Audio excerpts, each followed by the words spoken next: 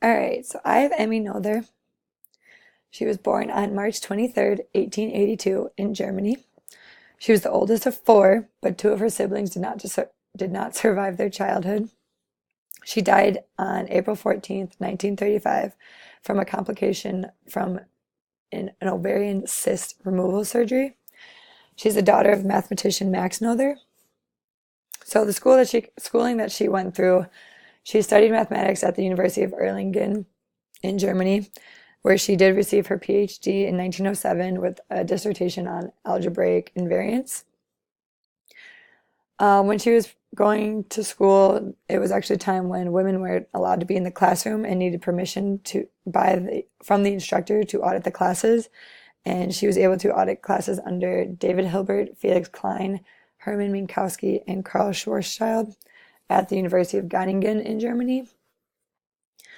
After getting her PhD, she stayed at Erlangen, working without pay on her own research, and also assisted her father on his research. In 1915, she was invited to Göttingen University by Hilbert and Klein to explore mathematics behind Einstein's recent theory of general relativity.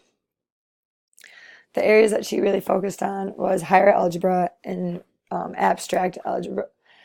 She was called the most creative abstract algebraist of modern times. She was also certified to teach English and French, but chose to continue her study in mathematics. The main contributions that she had to the math world, other than publishing over 40 papers throughout her lifetime, she also, in 1915, proved mathematics behind Einstein's theory of general relativity. And then also, based off of that, she came up with Emmy Noether's first theorem, and the theorem states every differentiable symmetry of the action of a physical system has a corresponding conservation law, which she proved in 1915 but didn't publish until 1918. This theorem is used in theoretical physics and the calculus of variations. In 1927, she focused on non-commutative algebras, their linear transformations, and their applications to commutative number fields. She was also a teacher. Some fun facts about her. Because she was a woman and people at Göttingen did not actually want her there, many of the male professors were very rude and very hostile towards her. She was qualified to teach, but no one would hire her because she was a woman, and being a woman as a professor was unheard of at this time. In 1933, she was dismissed from Göttingen because of the Nazi takeovers.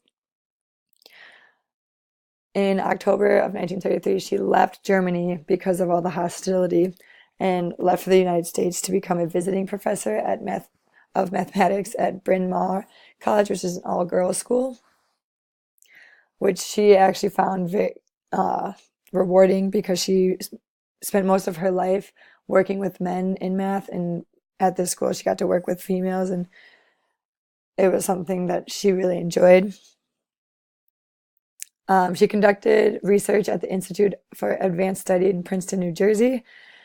After her death, Einstein wrote an article on her, and one of the most worthy things he said about her was that Noether was the most significant creative mathematical genius thus far produced since the higher education of women began.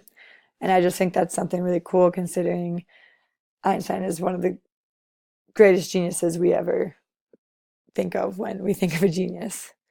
And that is all.